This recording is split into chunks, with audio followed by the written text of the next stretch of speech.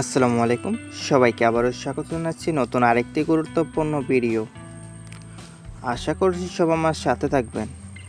আজকে আমরা জানব যে বর্ষা মৌসুমে এবং বর্ষা শেষের দিকে কি সার আমরা লাউ গাছে প্রয়োগ করব, একটু যেটা আজকে আমরা আলোচনা করব এবং আমরা লাউ চাষ সম্পর্কে এখন জেনে নিব। অনেকেই আমরা ছাদ বাগানে, টবে, জমিতে, বাড়ির আঙ্গিনায় লাউ চাষ করে থাকি এবং তার নিয়ম আমরা জানি না এবং আমাদের লাউ গাছগুলো নষ্ট হয়ে যায় এবং আমাদের লাউ গাছগুলো মরে যায়, পাতা হলুদ হয়ে যায় এবং পাতা কুকড়িয়ে যায় এবং আমাদের লাউ গাছের ডাঁটগুলো ফেটে যায়। সেই বিষয়ে এখন আমরা ধারণা দেব এবং আলোচনা করব। তো দর্শক, আপনারা ছাদ বাগানে যদি লাউ চাষ করে থাকেন অবশ্যই এই খেয়ালগুলো রাখতে হবে। টবে, ছাদ বাগানে, বাড়ির আঙ্গিনায়, জমিতে একই নিয়মের আপনারা চাষ করতে হবে। টবটাকে ভালো মতন সাজিয়ে নিতে হবে। টবের ভিতরে আপনার কম্পোস্ট সার এবং মাটি অর্ধেক আমাদের মিশিয়ে ভালোভাবে ভরাট করতে হবে। তার ভিতরে আপনারা ইউরিয়া সার 10 গ্রাম, টিএসপি সার 10 গ্রাম, এমওপি সার 10 গ্রাম, পটাশ সার 10 গ্রাম, সালফেট বোরন 10 গ্রাম, বোরন সার 10 গ্রাম এবং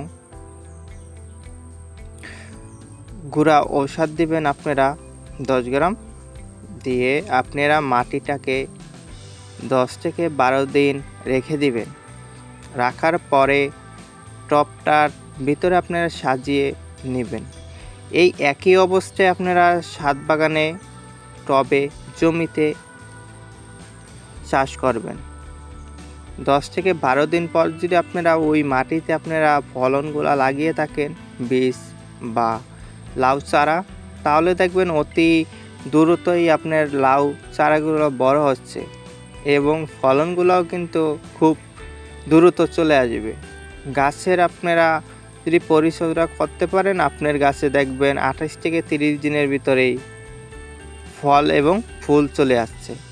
সেই বিষয়ে আমাদের লক্ষ্য রাখতে হবে যে টবটিকে চারো কিনার দিয়ে এবং নিচ দিয়ে আমাদের ফুটো করে দিতে হবে, যাতে আমাদের গাছে পানি যদি বেজে দেয় আমাদের গাছের পচে যাবে গোড়াটা। ওদিকে ভালো মতন খেয়াল রেখে ভালো মতন আমরা পরিচর্যা যদি করতে পারি, আমাদের গাছে প্রচুর পরিমাণে লাউ হবে। দর্শক, এবং দ্বিতীয়বারের মতন আপনারা সার প্রয়োগ করবেন বাংলা টিএসপি সার গাছ প্রতি এবং টব প্রতি 20 গ্রাম, বাংলা ড্যাপ সার 30 গ্রাম এবং ফসফেট 10 গ্রাম করে এবং পটাশ সার 5 গ্রাম এবং তার সাথে আপনারা ভিটামিন জাতীয় একটি ঔষধ ব্যবহার করে দিবেন। যে কোনো কোম্পানির হোক না কেন, ভালো মানের একটা ভিটামিন ঔষধ মাটির সাথে মিশিয়ে দিবেন, যাতে গাছের গ্রোথ ভালো থাকে। তো দর্শক, আশা করি ভিডিওটি আপনাদের উপকারে লেগেছে। তাহলে এখানে আজকে বিদায় নিলাম। সকালে ভালো থাকবেন। আল্লাহ হাফেজ। আসসালামু আলাইকুম।